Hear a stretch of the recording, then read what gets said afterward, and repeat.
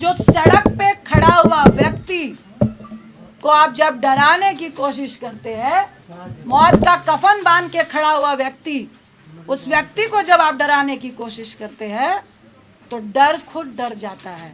अब जब तक पप्पू जी जेल में है, खेल तो होगा और अस्पतालों का निरीक्षण भी होगा। नीतीश बाबू, मेरा मन नहीं है, लेकिन बताइए, 91 में आप पे हत्या का केस हुआ, 2011 में आपने उसको रफा दफा किया। मैं तो आपसे ये पूछना चाहती हूँ कि आपको आखिर हो क्या गया है?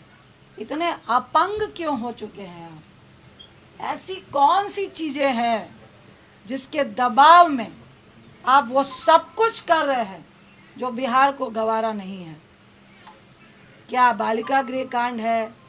क्या आपकी बहुत सारी फाइलें हैं? क्या आपके केस है? भाजपा का सिर्फ बिहार में नहीं, पूरे देश में गुंडा राज चल रहा है और ये बहुत गुंडाई राज वाले लोग हैं, किसी की परवाह नहीं है। रूडी साहब, क्या बोलूं, मुझे तो एक शब्द नाम लेने का मन नहीं कर रहा। और मैं उनसे ये सबसे पहले मैं आपके माध्यम से उनसे पूछती हूँ कि आप स्किल इंडिया के मिनिस्टर थे, मोदी साहब ने आपको क्यों हटाया? कि आपका राजनीतिक इतिहास क्या है? आप राजनीति में कैसे आए? क्या संघर्ष किया? मैं पूरी बात रूडी जी नहीं बताऊंगी।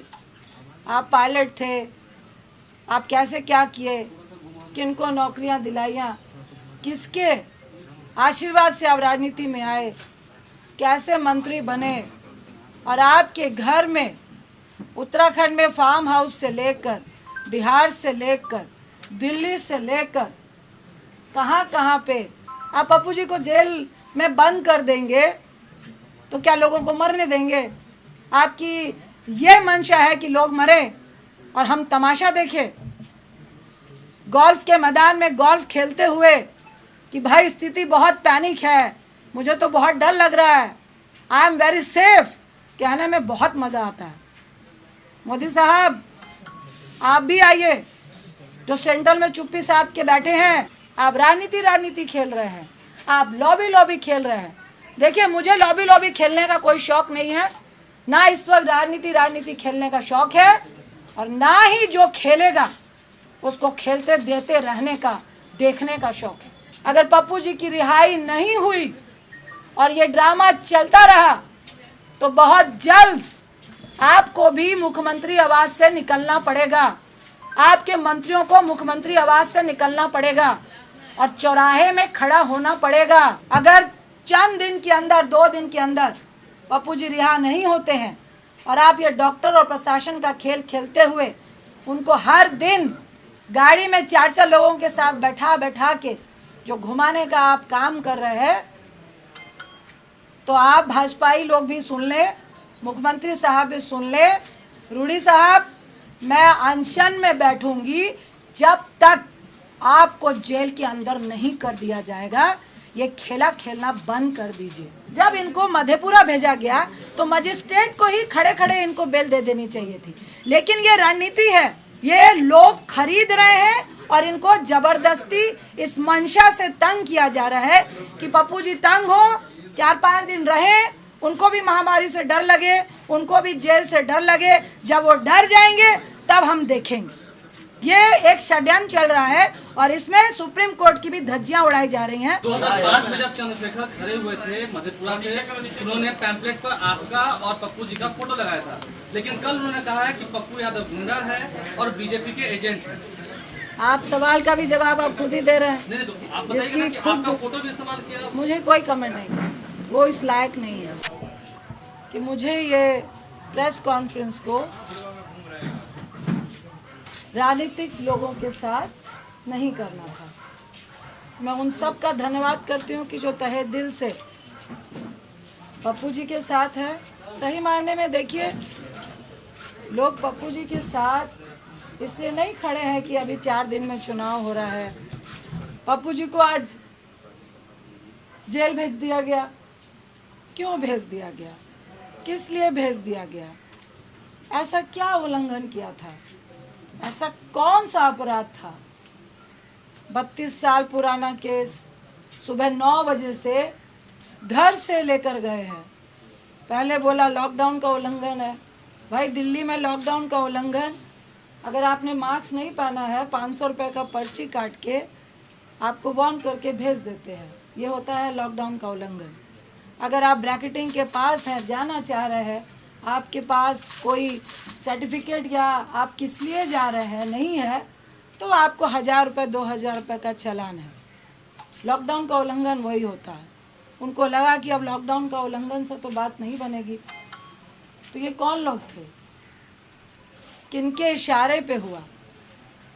नीतीश बाबू, अगर आप इतने कमज़ोर और असहाय महसूस कर रहे थे तो भैया हम लोग को भी फ़ोन करके बता देते कि भाई मैं मजबूर हूँ, बहुत कम विधायक आए हैं और भाजपा का सिर्फ बिहार में नहीं पूरे देश में गुंडा राज चल रहा है। जो वो चाहते हैं वो ही करते हैं।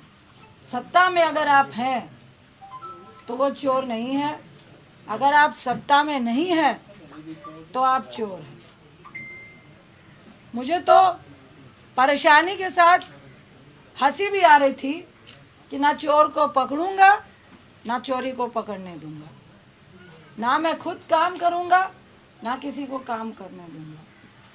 देखिए मुख्यमंत्री साहब, ये किसी पर छीटाकशी का वक्त नहीं है और मुझे आपसे कोई निजी दुश्मनी नहीं है। मैं तो आपसे ये पूछना चाहती हूँ कि आपको आखिर हो क्या गया है, इतने अपंग क्यों हो चुके हैं आप? ऐसी कौन सी चीज़ें हैं जिसके दबाव में आप वो सब कुछ कर रहे हैं जो बिहार को गवारा नहीं है? क्या बालिका गृह कांड है? क्या आपकी बहुत सारी फाइलें हैं? क्या आपके केस है? नीतीश बाबू, मेरा मन नहीं है लेकिन बताइए, 91 में आप पे हत्या का केस हुआ, 2011 में आपने उसको रफा दफा किया। और हम भी चाहते हैं, हम भी समझते हैं कि राजनीति में केसेस होते हैं, कानून अपनी कार्रवाई करता है। 89 पे पप्पू जी पे केस हुआ। अभी वो तीनों लोग जो इस कांड का सूचक था, जो जिसने बोला कि मेरा किडनैप हुआ और जो गवाह था, उन तीनों का वीडियो चल रहा है कि ये केस फर्जी है। 32 साल पुराना केस आपको इस महामारी के वक्त याद आया, क्यों? इसी में सारी बातें छुपी हैं। रूडी साहब, क्या बोलूं, मुझे तो एक शब्द नाम लेने का मन नहीं कर रहा। और मैं उनसे ये सबसे पहले मैं आपके माध्यम से उनसे पूछती हूँ कि आपका राजनीतिक इतिहास क्या है? आप राजनीति में कैसे आए, क्या संघर्ष किया? मैं पूरी बात रूडी जी नहीं बताऊंगी। आप पायलट थे, आप कैसे क्या किए, किनको नौकरियां दिलाइयाँ, किसके आशीर्वाद से आप राजनीति में आए, कैसे मंत्री बने, और आपके घर में उत्तराखंड में फार्म हाउस से लेकर, बिहार से लेकर, दिल्ली से लेकर कहाँ कहाँ पे जितने भी स्टाफ हैं, रूडी साहब आप ही बता दीजिए, सैलरी कहाँ से उठाते हैं? जो कॉन्स्टिट्यूशन क्लब में आपको इंचार्ज बनाया गया, वहाँ पे कितना घोटाला हुआ वो आप ही बताएंगे। वहाँ कितने स्टाफ हैं और कितने काम कर रहे हैं और कितने आपके यहाँ पे काम कर रहे हैं वो भी आप ही बताएंगे। आप स्किल इंडिया के मिनिस्टर थे, मोदी साहब ने आपको क्यों हटाया वो भी आप ही बताएंगे। एम्बुलेंस के ड्राइवर को स्किल इंडिया के तहत आपको ट्रेनिंग देनी थी, क्यों नहीं दी वो भी आप ही बताएंगे। मेरा तो सवाल इतना है कि जिनके घर पत्थर शीशे के हों, और वैसे लोगों को पत्थर मत मारिए जो सड़क पे पहले से खड़ा है। इतना आसान नहीं होता है। ये कोई ड्रामा या नाटक नहीं चल रहा है कि हम पिक्चर खिंचाने के लिए लाशों के ढेर पे जा रहे हैं, फोटो खिंचाने के लिए शमशान घाट में जा रहे हैं, फोटो खिंचाने के लिए अस्पताल घूमने का काम कर रहे हैं। ये मजाक नहीं है। यूडी साहब, मुख्यमंत्री साहब और ये भाजपाइयों कमरे में बैठ के लॉबी खेलने में बहुत मज़ा आता है। मॉडलिंग करते हुए सेटिंग करने में बहुत मज़ा आता है। और रूडी साहब की राजनीति हैसियत राजनीतिक व्यक्ति से ज़्यादा सेटिंग और लॉबी करने वाली है। आज उसी के बल पे जिस तरह आपने पप्पू जी को जेल भेजने का काम किया है, भाई वो तो सड़क पे खड़े थे, अपनी मौत का कफन बांध के परिवार को, पत्नी को, बच्चे को, तमाम लोग को छोड़ के पहले ही अपनी जान देने के लिए खड़े थे। आपने उनको जेल भेज दिया, डरा दिया आपने। कितना डराएंगे? आपने तो मुझे भी जगा दिया। मैं एक सेकंड भी बाहर मास्क के बगैर नहीं रहती हूँ, लेकिन आज हूँ। आपने किया। अब जब तक पप्पू जी जेल में है, खेल तो होगा और अस्पतालों का निरीक्षण भी होगा। जो बेड आप लोग बेच रहे हैं प्राइवेट और सरकारी, और जिन माफियाओं से मिलकर ड्रग्स की कालाबाजारी हो रही है, ऑक्सीजन की कालाबाजारी हो रही है, रेमडेसिविर की कालाबाजारी हो रही है, ये खुंदक सिर्फ पप्पू जी के राजनीतिक कद से नहीं है। ये खुंदक आपकी और ड्रग्स कंपनियों की, अरे बोल लो भाई, तुम लोग पीछे जो एक साथ मिली भगत से जो आप पैसा कमाने में आज बिहार में रोक लग रही थी। हर अस्पताल में लगातार लोग रोक लगा रहे थे। हर अस्पताल में एक तरफ 95,000 का ऑक्सीजन सिलेंडर मिल रहा था, तो कोई व्यक्ति आपको फ्री में पहुंचा रहा था, आपकी दुकान बंद हो रही थी। आपने छेड़ा है, अब तो हम लोग भी चप्पा चप्पा छानेंगे। ये कितनी मिली भगत है, ये तो सबके सामने है, सरेआम है कि जहां पर शमशान घाट में 200 लाशें जल रही हैं, वहां आप 10 दिखाते हैं। सिर्फ बिहार में नहीं, हर जगह पे, उत्तर प्रदेश में, दिल्ली में, मध्य प्रदेश में, जहां जाइए वहीं ये हाल है। देखिए, सत्ताधारियों को उतना ही डराना चाहिए जितने में लोग डरें। इतना भी मत डराइए कि लोग डरना भूल जाए। और जो सड़क पे खड़ा हुआ व्यक्ति को आप जब डराने की कोशिश करते हैं, मौत का कफन बांध के खड़ा हुआ व्यक्ति, उस व्यक्ति को जब आप डराने की कोशिश करते हैं, तो डर खुद डर जाता है। यह सत्ताधारियों को समझना चाहिए। और इस महामारी में भी सबसे बड़ी अगर कोई महामारी है, वो है लालची सत्ताधारी, जो इस बड़ी महामारी से भी बड़ी महामारी है। वैसे लोग जो आज सत्ता में विराजमान है, जो जनता को मरते देखकर कीड़े मकोड़े समझते हैं और खुद को उनको मारने वाली दवाई समझते हैं। मुख्यमंत्री साहब, आप और आपका गैंग और ये भाजपाई आज जनता को महामारी में कीड़े मकोड़ों की तरह मारने वाली आप लोग दवाई बने हैं। महामारी से अगर 10 लोग मर रहे हैं, पर आपके कारण 500 लोग का आंकड़ा जो हो रहा है, वो आप लोग के कारण हो रहा है। वो आपकी दी हुई असुविधा के कारण हो रहा है, वो आपकी अव्यवस्था के कारण हो रहा है। पप्पू जी का क्या दोष था? आपके तमाम सरकारी अस्पतालों का निरीक्षण, जिसमें आप रूम में बैठ के मास्क लगाकर जूम से बता रहे हैं कि 25,000 रेमडेसिविर है, इतने ऑक्सीजन सिलेंडर है, इतनी दवाइयां हैं, इतने बेड हैं, इतने वेंटिलेटर हैं। क्या आपने ये बताया कि कितने वेंटिलेटर काम कर रहे हैं? अरे मेरी ही कंस्टिट्यूएंसी में 6 वेंटिलेटर है, पर मैं राजनीति नहीं कर रही थी। लेकिन इसका यह मतलब नहीं, जो कह रहे थे कि मधेपुरा और सुपौल की खबर लीजिए, आपको डाटा दूं क्या? वहां पे कितने ऑक्सीजन सिलेंडर है, कहां कहां क्वारंटाइन सेंटर है, और कितने आपके वेंटिलेटर चल रहे हैं और कौन लोग वहां पे जा रहे हैं। अरे आपके पास तो डॉक्टर और नर्स भी नहीं है जो ये बता सके कि ऑक्सीजन देना कैसे है। आपने 120 रेमडेसिविर दिए हैं, आपने 250 ऑक्सीजन सिलेंडर दिए हैं। हमने पूछा सिविल सर्जन को, भाई साहब 500 लोगों को ऑक्सीजन लगेगा तो क्या करेंगे? तो मैडम दरभंगा में बैकअप है। तो हमने कहा व्यक्ति मरेगा तब तक आप लेकर आएंगे, आप मुंह मत खुलवाइए। और हम लोग सिर्फ मुंह इसलिए नहीं खोल रहे हैं कि लोग पैनिक नहीं हो, लोग नहीं डरे, लोग भयावह नहीं हो। क्योंकि जिसका 95 भी ऑक्सीजन होता है, अगर उसको ये मालूम चल जाता है कि अस्पताल में ऑक्सीजन सिलेंडर नहीं है, उसका ऑक्सीजन लेवल वहीं से 90 और 88 चला जाता है। इस दर्द के कारण आपकी बातों को नहीं बोल रहे हैं, इस दर्द के कारण आपसे हम लोग बात नहीं करना चाह रहे थे। लेकिन आज जिस तरह की स्थिति आपने पैदा की है, तो नीतीश बाबू आपको भी जवाब देना पड़ेगा, रूडी जी आपको भी जवाब देना पड़ेगा।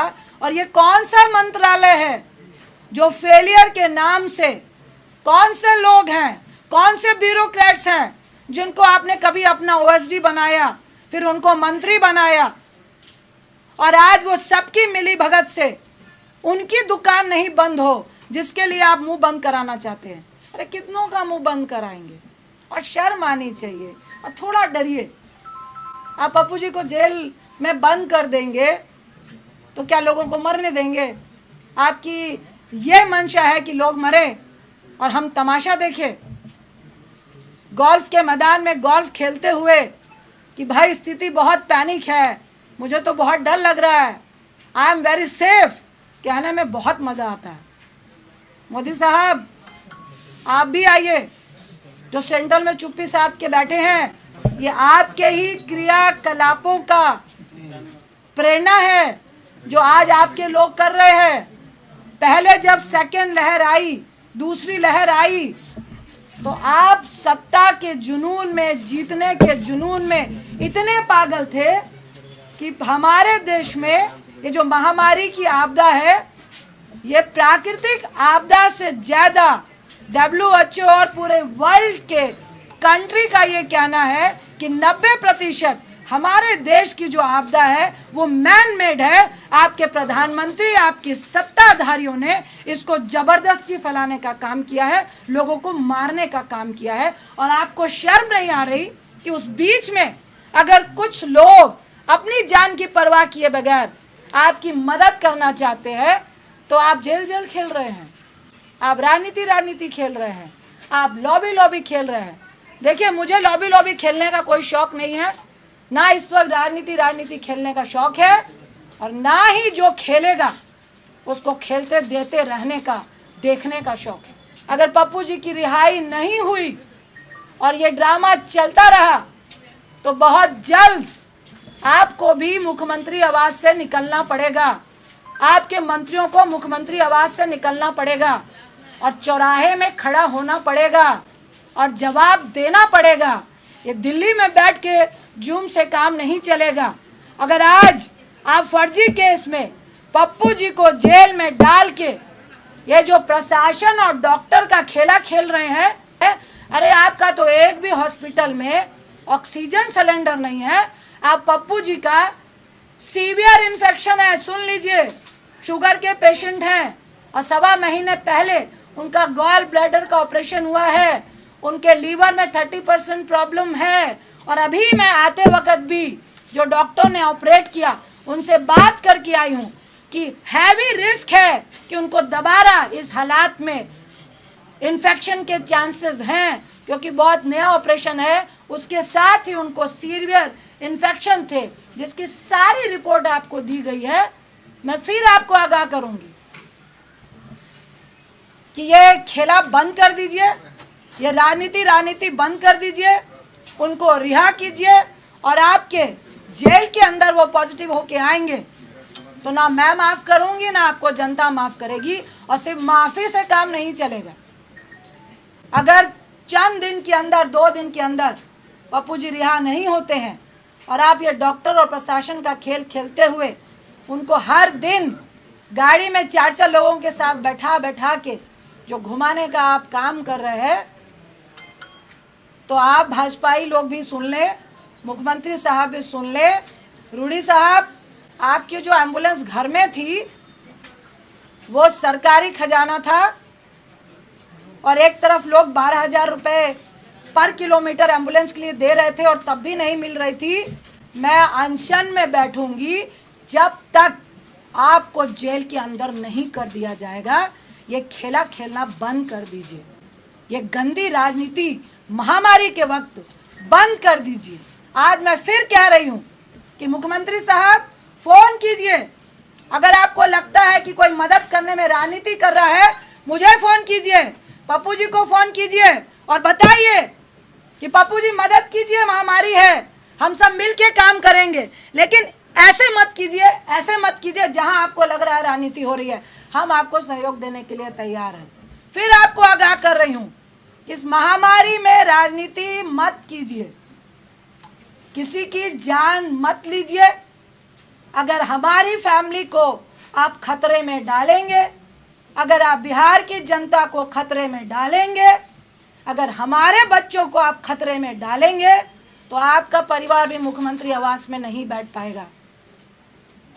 आपका बेटे की मैं रिस्पेक्ट करती हूँ, भूल हो गई, आपका पूरा परिवार नहीं है, लेकिन मैं टिप्पणी नहीं करूँगी। भाजपाइयों का परिवार है, जो मॉडलिंग करते हैं उनका परिवार है, और मुझे सबके परिवार के लिए दया है और सबके परिवार की फिक्र है। इसीलिए हम लोग चुपचाप बैठे थे, इसीलिए आज मेरा बेटा यहाँ नहीं आया, क्योंकि मैंने अपना रिस्क लिया, उसका नहीं लिया कि बेटा रुक जाओ, पैंडेमिक चल रहा है। और ये बहुत गुंडाई राज वाले लोग हैं, किसी की परवाह नहीं है। जब जनता को ये कीड़े मकोड़े समझते हैं तो हम लोग की क्या औकात है। लेकिन औकात उसी की होती है जो गोल्फ लिंक में बैठकर गोल्फ खेल रहा होता है और पेस 3 होता है, जो सड़क पे होता है, उसको औकात दिखाने की कोशिश नहीं कीजिएगा। मैं इतना ही क्या मुख्यमंत्री साहब, अब ये राजनीति बंद कर दीजिए। उनको इस फर्जी केस से वीडियो वायरल हो रहे हैं, वो सब दिख चुका है कि वो फर्जी केस है, उनको रिहा कीजिए और हम लोग सब मिलकर इस महामारी से लड़िए। क्योंकि एक तरफ आप इतनी घटिया राजनीति कर रहे हैं और दूसरी तरफ तीसरी लहर की बात इस देश में हो रही है, उसकी चिंता कीजिए। अपनी राजनीतिक रोटियां सेकने की चिंता मत कीजिए। अगर आपको डर लग रहा है उनके कद से, तो चुनाव अभी बहुत दूर है, तब तक जनता भूल जाती है। ये आपको हम लोगों से ज़्यादा मालूम है, इसलिए महामारी की फिक्र कीजिए, राजनीति की फिक्र मत कीजिए। आज हम लोगों ने मेंशन किया है, इन्होंने तो सुप्रीम कोर्ट की भी धज्जियां उड़ाई है। सुप्रीम कोर्ट ने कहा है कि इवन 7 साल से नीचे वाला भी कोई मुजरिम भी है, उस पर भी अगर जेल जाने की नौबत आती है तो आप इस पैंडेमिक में उसको जेल नहीं ले जाएंगे, और अगर कोई जेल में है भी तो उसको 90 दिनों की आपको पैरोल देनी है। सही मायने में कानूनी तरीके से जब इनको मधेपुरा भेजा गया तो मजिस्ट्रेट को ही खड़े खड़े इनको बेल दे देनी चाहिए थी। लेकिन ये रणनीति है, और मैं नहीं चाहते हुए मैं कहूँगी कि दबाव में है। वहाँ पे कुछ हो रहा था, लेकिन रात के 8 बजे नहीं हुआ। ये लोग खरीद रहे हैं और इनको जबरदस्ती इस मंशा से तंग किया जा रहा है कि पप्पू जी तंग हो, 4-5 दिन रहे, उनको भी महामारी से डर लगे, उनको भी जेल से डर लगे। जब वो डर जाएंगे तब हम देखेंगे। ये एक षड्यंत्र चल रहा है और इसमें सुप्रीम कोर्ट की भी धज्जियां उड़ाई जा रही हैं। आज हम लोगों ने मेंशन किया है डॉक्टर मेडिकल को लेके ही कि सुप्रीम कोर्ट का हवाला देते हुए इनको जमानत मिलनी चाहिए। आपने 4 लोगों को सड़क पे खड़ा करने की बात कही थी, नाम मेंशन नहीं किया आपने। देखिए, जब खड़े होंगे तो आप खुद देख लेंगे कौन कौन मंत्रालय इस पैंडेमिक में फेलियर है और किन किन की नींद हराम हो रही है, और किसका माफियाओं से और इस ड्रग्स माफियाओं से बिजनेस चल रहा है, वो पूरा बिहार जान रहा है। मैडम जो खाना बन रहा था पप्पू यादव के जरिए, उसको भी बंद करा दिया गया है। बहुत जगह लोग जो है खा नहीं पा रहे हैं, जो खाना मिलता है। देखिए, ये मैं कहूँगी कि महामारी में बहुत ही घटिया किस्म की राजनीति हो रही है। हम लोगों का खाना अभी भी बन रहा है, लेकिन वो परमिशन नहीं दे रहे हैं, पास नहीं दे रहे हैं। हम लोग फिर पास के लिए लगे हैं। अगर वो पास नहीं देंगे तो हम लोग कोर्ट जाएंगे। बिहार में मैडम पप्पू यादव उजागर कर रहे थे कानूनी रूल, आप उनको कंटिन्यू रखेंगे जो वो कर रहे थे? देखिए, और कहीं प्रशासन भी आप पर ये कार्रवाई कर सकती है? मैं बिहार हूँ, मैं दिल्ली हूँ, मैं कहाँ हूँ, लेकिन आपके अस्पतालों का निरीक्षण लगातार चलेगा और आपके अस्पतालों की पोल अगर आपने सही नहीं की तो वो आप लोग फोटो देखेंगे, उसके वीडियो चलेंगे। जहाँ पे ऑक्सीजन की कमी होगी, जो हम लोग से मांगेंगे उनको ऑक्सीजन मिलेंगे। जहाँ से रेमडेसिविर ब्लैकमेलिंग होगा वहाँ भी उनका पोल खुलेगा और जिनको ज़रूरत पड़ेगी दवाइयों की वो भी हम लोग देंगे। जितनी मदद कंटिन्यू हो रही थी वो लगातार मदद होती रहेगी। इस पैंडेमिक में आप किसी को मदद करने से नहीं रोक सकते। ये वैसे सत्ताधारी हैं, आज पप्पू जी को यहाँ जेल में बंद किया है, वहाँ हमारे कांग्रेस के यूथ अध्यक्ष को श्रीनिवासन के घर में जांच हो रही है कि खाना कहाँ से खिला रहे हैं भैया, आप कहाँ से दवाई दे रहे हैं। तो ये गुंडाई राज चल रहा है, मैं फिर कहूँगी पूरे देश में, जिसके खिलाफ हम और आप सबको खड़े होना है।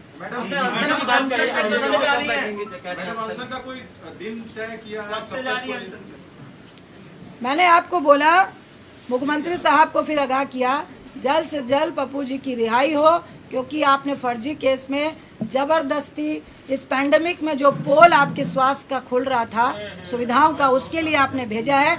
अगर आप इस तरह से छिछोरी राजनीति करेंगे तो हम लोग को भी मजबूरन आपके सामने आना पड़ेगा और जब तक आपके मंत्रीगण भी जेल नहीं जाएंगे तब तक अनशन पे। जेडी के मधेपुरा विधायक ने कल प्रेस कॉन्फ्रेंस कर कही कि ये गिरफ्तारी पहले होनी चाहिए थी, बीजेपी जो है कहीं न कहीं षड्यंत्र के तहत ये खेला करवाई है।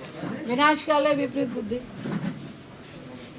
मैडम, पीएम केयर फंड जो है पारदर्शिता उसमें नहीं आई, कहा जा रहा है कि जो वेंटिलेटर खरीदे गए उसमें बहुत सारे तकनीकी खराबी चल रही है। आपको तो सिर्फ पीएम केयर फंड की बात चल रही है।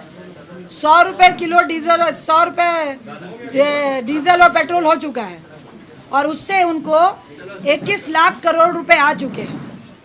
और पीएम फंड में भी कितने रुपए आए हैं वो उन्होंने बताया नहीं है। और ये पैसा कहाँ जा रहा है, किसकी जेब में जा रहा है, क्या मुझे तो मैं दावा करती हूँ कि ये ऑक्सीजन सिलेंडर की ब्लैकमेलिंग वालों को मिल रहा है।